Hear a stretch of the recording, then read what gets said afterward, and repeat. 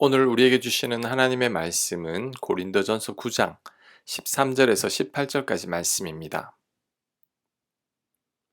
13절 성전의 일을 하는 이들은 성전에서 나눈 것을 먹으며 제단에서 섬기는 이들은 제단과 함께 나누는 것을 너희가 알지 못하느냐. 이와 같이 주께서도 복음 전하는 자들이 복음으로 말미암아 살리라 명하셨느니라. 그러나 내가 이것을 하나도 쓰지 아니하였고 또 이 말을 쓰는 것은 내게 이같이 하여 달라는 것이 아니라 내가 차라리 죽을지언정 누구든지 내 자랑하는 것을 헛된 대로 돌리지 못하게 하리라. 내가 복음을 전할지라도 자랑할 것이 없으면 내가 부득불 할 일임이라. 만일 복음을 전하지 아니하면 내게 화가 있을 것이로다.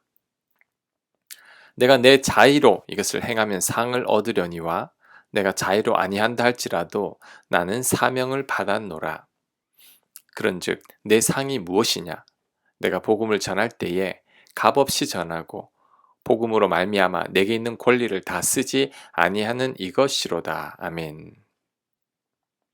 오늘 말씀은 자비량으로 사역하는 바울을 오해한 고린도 교인들을 향한 말씀입니다. 바울은 자신이 마땅히 사례비를 받아야 하고만 받지 않는 것이라고 말합니다. 그러면서 몇 가지 예를 들어서 설명합니다. 성전에서 일하는 자들은 성전에서 사례비를 받고 복음 전하는 자들은 복음 전하는 것이 일이기에 그 대가로 사례비를 받듯이 자신도 사례비를 받아야 한다는 것입니다. 하지만 바울은 자신이 마땅히 받을 수 있는 사례비를 받지 않았다고 합니다. 그렇다고 해서 사례비를 달라는 것도 아닙니다. 그러면서 자신이 사례비를 받지 않는 것을 자랑할 수 없는 것은 마땅히 해야 할 일이기 때문이라고 말합니다. 바울의 사명이라는 거죠. 그래서 나중에 하나님께로부터 상을 받는다면 자신이 당연히 사례비를 받을 수 있지만 받지 않고 열심히 사역한 것이라고 말합니다. 오늘 바울의 글을 읽어보면 고린도 교회 교인들에게 바울이 많이 서운한 것 같습니다. 바울은 자신이 누릴 수 있는 권리를 포기하고 사례비도 받지 않고 열심히 일했는데 자신에게 돌아온 것은 오해밖에 없었죠. 자신의 선한 의도를 몰라주는 교인들로 인해서 바울이 얼마나 마음이 아팠을까요? 자, 오늘 본문을 통해 몇 가지 교훈을 살펴보고자 합니다. 첫 번째, 하나님의 일을 하면서 사례비를 받는 것이 이상한 게 아닙니다. 어떤 교인들은 바울이 자비량했으니 모든 사역자들은 자비량해야 한다고 말하는 분들도 있는데 그렇지 않습니다. 바울도 성전에서 일하는 자나 복음을 전하는 자가 그로 인해 사례비를 받는 것이 마땅하다고 말했습니다. 그러니 모든 사역자가 자비량해야 한다고 말해서는 안 됩니다. 코로나 이후로 교회들마다 교인 수가 많이 줄었습니다. 작은 교회 목사님들은 도저히 생활이 안 돼서 다른 일을 하는 경우도 많습니다. 저희 시찰 내에서만 하더라도 우리 시찰 내에 25개의 교회가 있는데 목회 외에 다른 일을 하는 목사님들이 4-5분 정도 됩니다. 그런데 이분들이 하시는 말씀이 목회에 온전히 집중하기가 힘이 든다고 합니다. 새벽 예배를 잘 드릴 수 없고 주일 설교 준비도 몸이 너무 지쳐서 제대로 준비하기 힘들다고 합니다. 바울 정도의 영성을 가졌고 바울처럼 홀몸이면 그래도 가능할 텐데 가정이 있는 목사님들은 그렇지 않은 경우가 대부분인 거죠. 목회자들이 온전히 기도와 말씀에 집중할 수 있도록 교회는 배려해 줘야 합니다. 저만 하더라도 일주일에 설교를 7번 내지 8번 정도 하는데 설교가 그냥 써지는 게 아닙니다. 책상에 앉으면 그냥 나오는 게 아니라 공부를 많이 하고 묵상도 하고 책도 읽고 기도해야 합니다. 그래서 시간이 많이 걸리는 거죠. 만약에 제가 일을 하게 된다면 매일매일 설교를 하고 묵상글을 쓸 수는 없을 겁니다.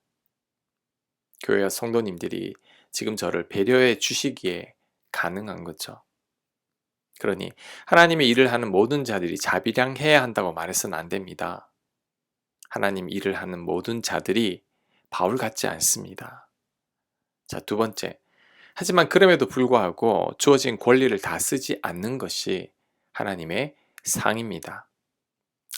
바울은 마땅히 사례비를 받을 수 있지만 그 사례비를 받지 않는다고 말합니다.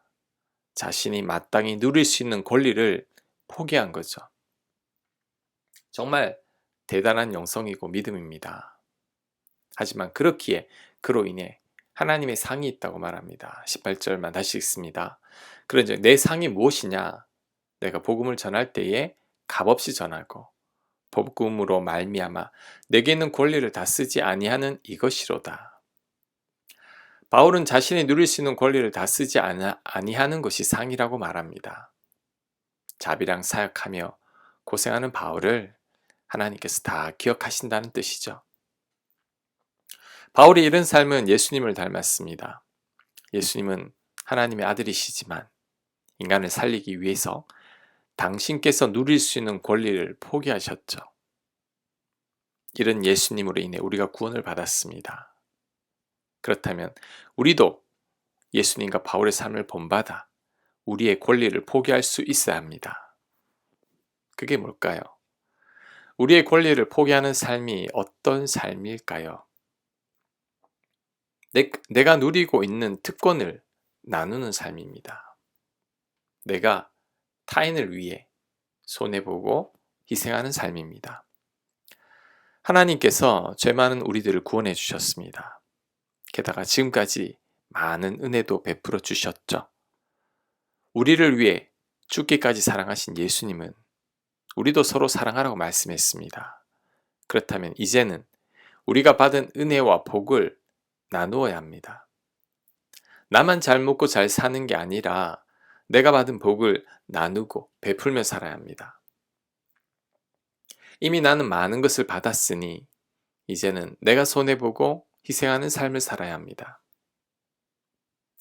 하지만 그럼에도 불구하고 여전히 더 많은 권리와 복을 요구하는 그리스도인들이 많습니다. 여전히 하나님께 더 달라고만 합니다. 많은 것을 가졌음에도 나누지 않고 나와 내 가족들만을 위해서 씁니다. 이것은 여전히 내 권리만을 내세우는 삶이죠. 내가 받은 은혜를 모르는 삶입니다. 우리는 예수님과 바울처럼 내가 누릴 수 있는 권리지만 포기하고 내려놓을 수 있어야 합니다. 이미 우리가 많이 받았으니 이제는 나누고 베풀고 희생하는 삶을 살아야 합니다. 그것이 바로 우리를 향한 하나님의 뜻일 겁니다. 내 권리를 포기하는 삶입니다. 세 번째, 우리가 하나님을 위해 일하는 것은 사명이며 부득불 우리가 해야 할 일입니다. 바울은 자신이 복음을 전하는 것은 사명이기도 하지만 부득불 할 일이라고 합니다. 당연히 해야 할 일이기에 자랑할 것도 없다고 합니다. 우리도 바울의 이런 고백을 본받아야 합니다. 그런데 우리는 이와 반대로 행할 때가 많죠. 하나님 일을 하고 나서 생색을 많이 냅니다. 교회에서 알아주길 원합니다. 하나님께도 내가 이 정도로 하나님 위해서 일했으니 갚아주시고 복 달라고 합니다. 그런데 우리가 이미 받은 복을 생각해야 합니다. 우리는 1만 달란트 빚을 탕감받은 자들입니다. 예수님 우리를 위해 십자가에 대신 죽으셨죠. 그 은혜만 하더라도 평생 다 못 갚습니다. 그 은혜를 안다면 우리가 평생 주님을 위해 살아도 부족할 뿐입니다. 하늘을 두루마리 삼고 바다를 먹물 삼아도 우리가 받은 은혜를 다 기록할 수 없을 겁니다. 바울은 자신이 받은 은혜가 얼마나 큰지 아니까 고생함에도 불구하고 부득불 자신이 해야 할 일이라고 말합니다.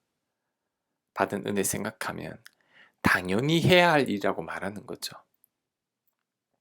이것은 우리도 마찬가지입니다. 우리도 이 은혜를 안다면 마땅히 주님 위해 일하는 게 당연한 겁니다. 우리도 바울처럼 복음을 전하며 살아야 합니다. 그랬다고 하나님의 상을 기대해서도 안 될 겁니다. 왜냐하면 이미 너무나 많이 받았기 때문이죠. 하지만 하나님은 주님 위에 사는 자들을 또한 외면하지 않으십니다. 또 상도 주신다는 거죠. 외면하셔도 되는데 충분히 많이 주셨는데 그래도 우리가 주님 위에 산다고 하니까 기특하다고 또한 상 주시고 갚아 주시는 겁니다. 이미 받은 은혜를 생각해야 합니다. 바울이 자신을 희생하며 자비랑하는 것은 그 은혜를 알기 때문이죠. 그 은혜를 아니까 하나님 위에 일하는 게 당연한 거죠. 부득불 할 일이기 때문이죠. 오히려 쓰임 받음에 감사해야 하는 바울입니다. 바울처럼 살아가는 저와 여러분들 다 되시길 간절히 축원합니다. 아멘. 하나님, 우리가 이미 받은 은혜가 얼마나 큰지 알게 하여 주셔서 이제는 그 받은 은혜를 베풀고 나누며 갚는 저희들 될 수 있도록 인도하여 주옵소서. 이미 많은 것을 받았으니 더 받기 위해 권리를 주장하기보다 이제는 희생하고 손해보고 양보하는 저희들 되도록 역사하여 주시옵소서. 이 모든 말씀 예수님 이름으로 기도합니다. 아멘.